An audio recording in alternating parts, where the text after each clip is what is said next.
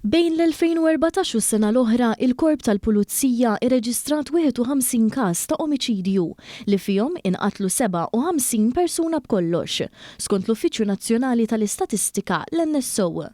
Mill-ammont sieħ ta' omiċidji riżulta li l-vittmi rġiel laħqu d-doppju ta' dawk nisa.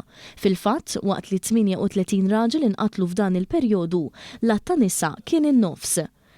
Mit-tarif moti joħroġ li snin li raw l-inqas qatt ta' omiċidju kienu fl-2021 u l-2023, b'żewġ omiċidji iseħħu f'kull waħda, b'kuntrast mal-2017 meta kienu seħħew 9. Waqt li l-etajiet ta' dawk maqtula ivarja, kważi nofs il-vittmi kellhom bejn il-25 u l-44 sena, aktar minn 19% kellhom bejn il-45 u 59 sena, kważi 9% kienu taħt il-25 sena u l-kumplament il-fuq minn 60 sena.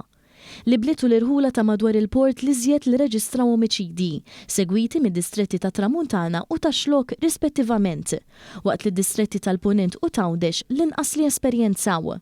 Il-maġġoranza tal-vittmi kienu wkoll ċittadini lokali b'distak sinifikanti fl-ewwel 4 snin tal-perjodu li iżda tnaqqassew fit-tieni 4 snin. Ħareġ li f'dawn l-aħħar 10 snin żewġ terzi tal-vittmi kienu Maltin waqt li oħrajn kienu barranin. Il-modi użati li waslu għal tali omiċidi kienu l-iżjed permezz ta' armi bħal oġġetti spuntati jew oġġett ieħor li jintuża bħala arma, bħal vettura.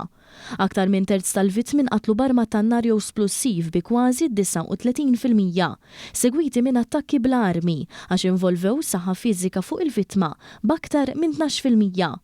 L-użu ta' armi li jaqtaw oġġetti spuntati jew xi vettura kienu responsabbli għal 5.6% tal-każi. 3.5% tal-omiċidji baqgħet mhux stabbilit wassal għal dan ir-reat. Waqt li fil-każ tal-vittmi rġiel l-akbar ammont ta' omiċidji twettqu minn persuni li kienu magħrufin minnhom, iżda mhux sħab, intimi jew membri tal-familja. Fil-każ tan-nisa s-sitwazzjoni hi bil-maqlub għax kważi nofshom sfaw maqtulin minn dawk li kienu f'relazzjoni magħhom jew saħansitra xi membru tal-familja.